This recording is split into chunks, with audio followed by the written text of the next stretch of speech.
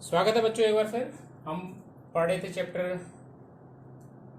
पहले हमने अवयव पढ़ा, फिर सारणिक पढ़ा, मींस मैट्रिसेस एंड डिटर्मिनेंट्स। आज हम पढ़ेंगे application of determinants and matrices, अवयव और सारणिक के अनुप्रयोग। इसमें जो समीकरण निकाय हमारा होता है, समीकरण निकाय,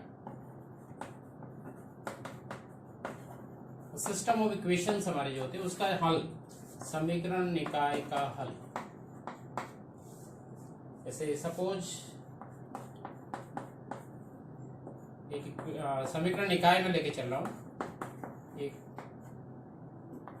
a1x plus b1y plus c1 equal to d1, a2x plus b2y plus c2 equal to d2 and a3x plus b3y plus c3 equal to d3। एक समीकरण निकाय है क्योंकि इसमें x y z, x z, यहाँ z भी है, c1z, c2z and c3z। ठीक है, तो यहाँ पर वेरिएबल्स जो हमारे पास हैं वो है x y z।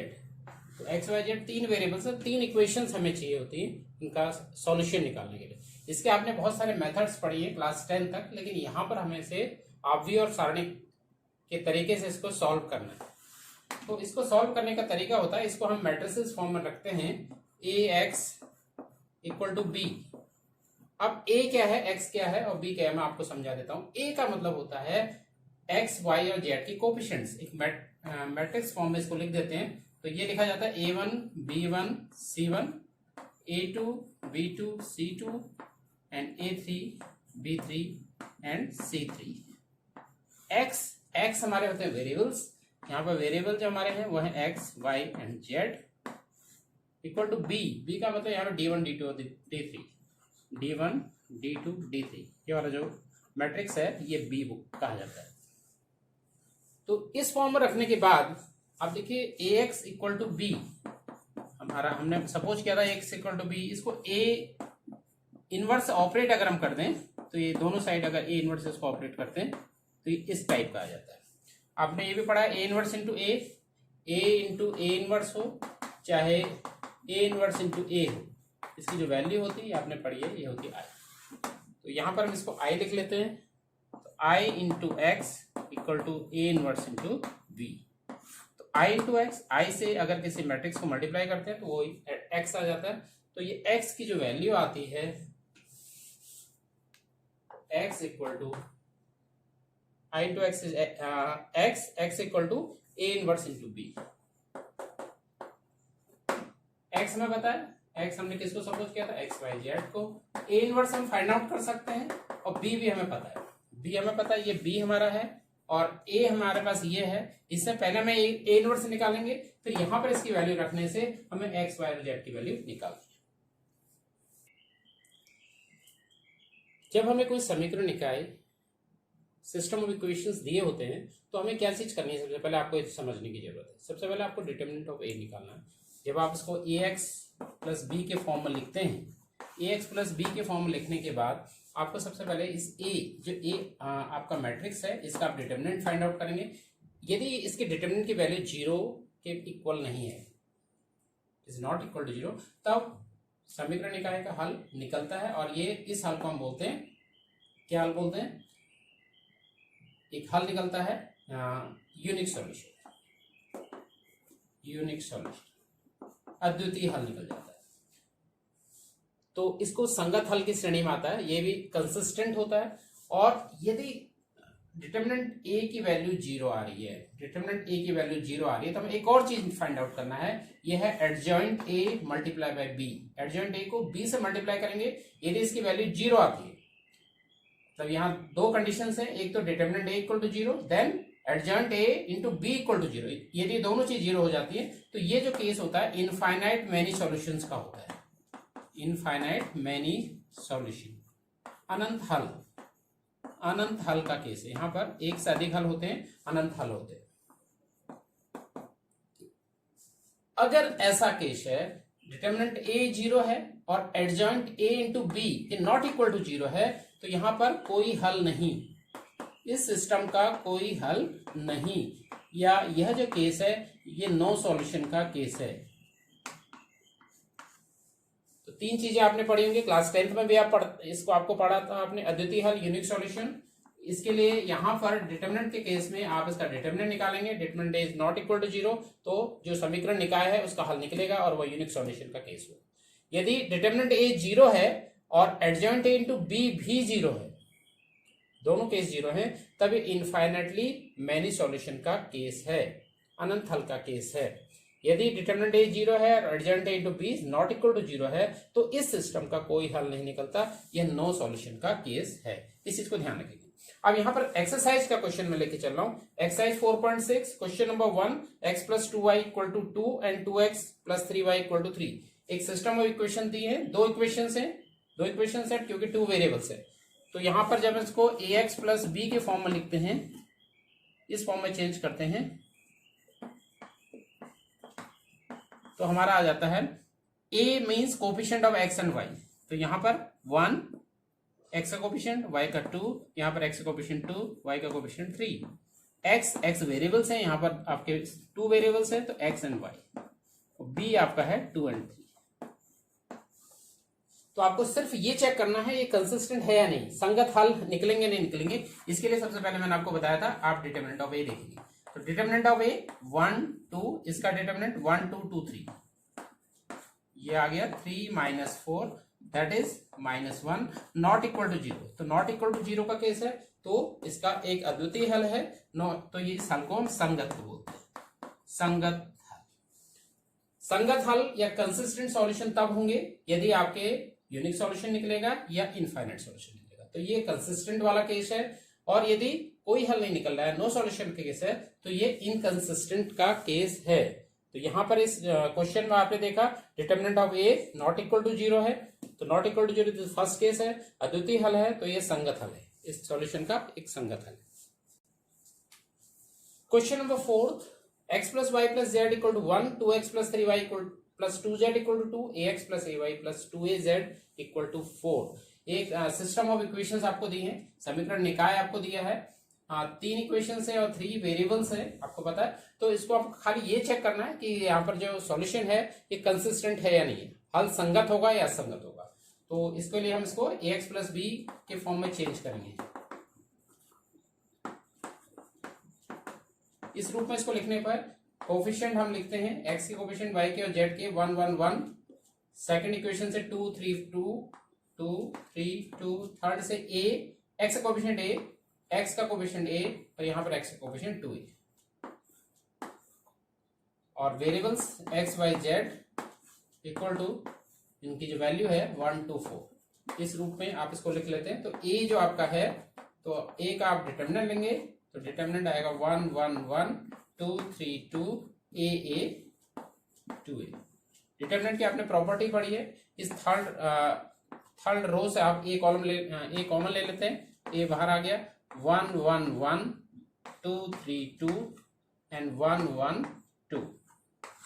इसको सिंप्लीफाई कर लेते हैं, फर्स्ट रो के सापेक्ष इसको एक्सपेंड कर देते हैं।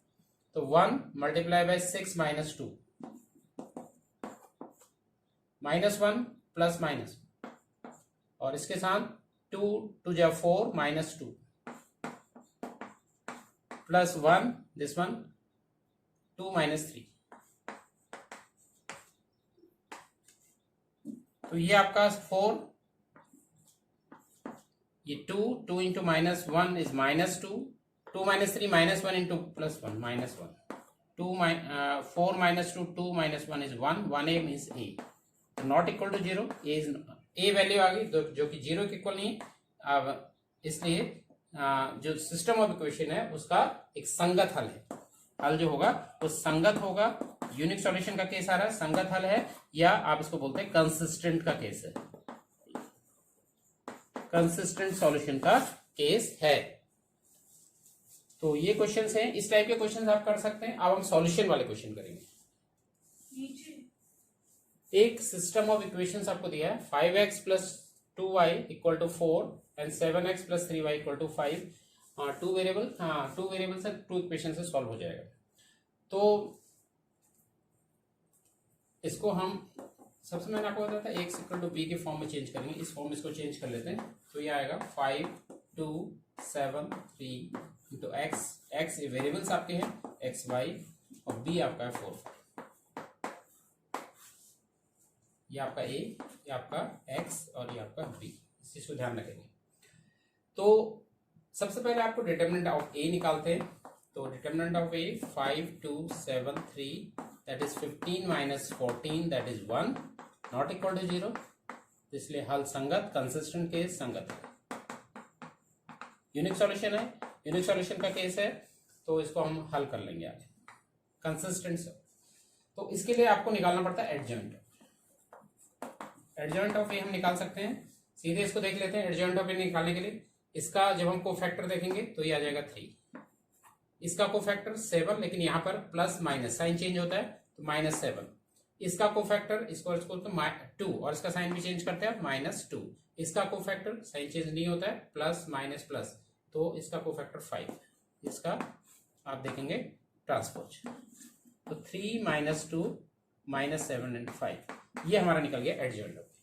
तो इसके बाद ए इनवर्स आप निकालेंगे। ए इनवर्स मैंने आपको बताया 1 upon determinant of A into adjoint of A. 1 upon determinant of A आपने निकाला था 1 इंटू एडजॉइंट ऑफ ए, ये निकला हुआ है 3 -2 -7 5। तो 1 से इसको डिवाइड या मल्टीप्लाई जो भी करना है तो वैल्यू चेंज नहीं होनी है, वही रखना है, 3 -2 -7 एंड 5। अब यहाँ पे मैंने आपको बताया था जब हम सॉल्यूशन लिख रहे होते हैं, तो मैंने बताया था x की जो वैल्यू होती है वो a इनवर्स इंटू बी होती है, since x equal to a inverse into B. तो दिस इंप्लाइज x जो आपका है वो वेरिएबल्स है एक्स वाई, मैट्रिक्स फॉर्म है। a इनवर्स आपने निकाला 3 -2 -7 एंड 5 इंटू बी की वैल्यू मैंने आपको बताई थी 4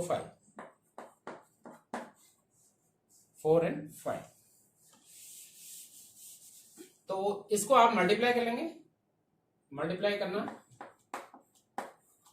आता है फर्स्ट रो एंड ऐसे फर्स्ट कॉलम, 3 4 जा 12 -2 इंटू 5 इज -10, -7 इंटू 4 -28, 5 5 जा 20 नहीं आएगा। तो यहां पर भी एक इसी प्रकार का मैट्रिक्स बन जाएगी और उसकी वैल्यू आ गई 2 और ये आ गया -3। तो दिस इंप्लाइज, अब इनको हम कंपेयर कर लेंगे तो x की वैल्यू है 2, x equal to 2, y equal to -3, x equal to 2, y equal to -3। जो इक्वेशंस दी है उनमें ये वैल्यूज रख के आप चेक भी कर सकते हैं इसको।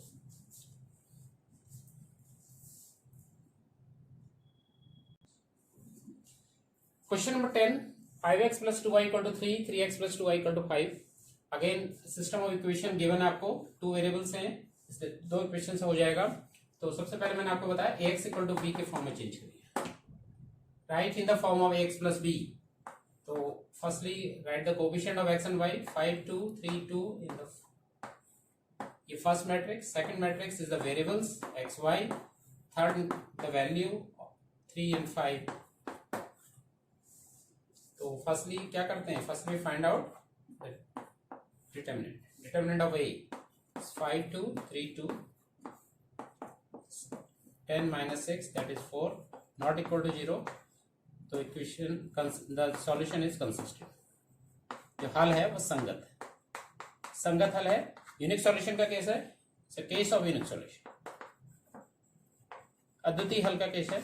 अद्वितीय हल आपको सॉल्व करना पड़ता है कि कैसे इसको फाइंड आउट करेंगे, तो इसके लिए हम निकालते हैं एडजॉइंट ए के लिए आपको कोफैक्टर्स देखने पड़ते हैं। Cofactor of this 2, cofactor of this 3 और साइन चेंज होगा -3, कोफैक्टर ऑफ दिस 2 होगा लेकिन इसका भी साइन चेंज होता है, प्लस माइनस होता है क्योंकि प्लस माइनस प्लस, यहां पर का साइन चेंज नहीं होगा। तो कोफैक्टर ऑफ दिस इज 5, इसका आप लेते हैं ट्रांसपोज, ये आ गया 2 -2 -3 and 5। Therefore A inverse is 1 upon determinant of A into adjoint of A. 1 upon determinant of A is 4, 2 -2 -3 and 5। A inverse find out हो गया। अब मैंने आपको बताया था since ax equal to b, तो this implies since ax equal to b, so this implies x equal to a inverse into b. तो x means x and y variables, a inverse जो आपने फाइंड आउट किया है that is 1/4, matrix है 2 -2 -3 and 5 and b 3 and 5।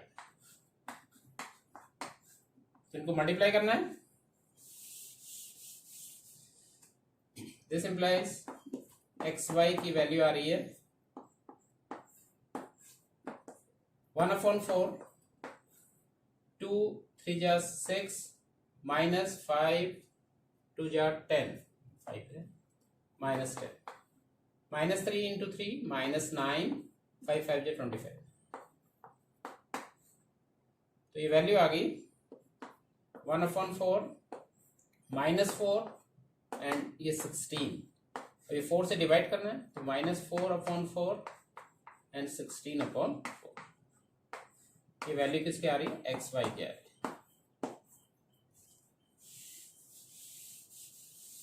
तो यहां से X Y, this implies X Y equal to -1 and 4, -1 and 4। This implies X की जो वैल्यू है वो है -1 और वाई की वैल्यू है 4। तो चेक भी कर लेते हैं इक्वेशन में रख के। यहाँ पर रखते हैं 5 into -1 -5, 2 into 4 8, 8 plus -5 is 3। ठीक हो गया पहले इक्वेशन। सेकंड भी चेक कर लेते हैं। 3 into -1 -3 plus 2 into 4 is 8, तो ये हो गया 5। दोनों इक्वेशन हमारी चेक होगी। तो आज के लिए इतना ही, इसको आगे ले जाएंगे इस एक्सरसाइज को कल। Thank you very much.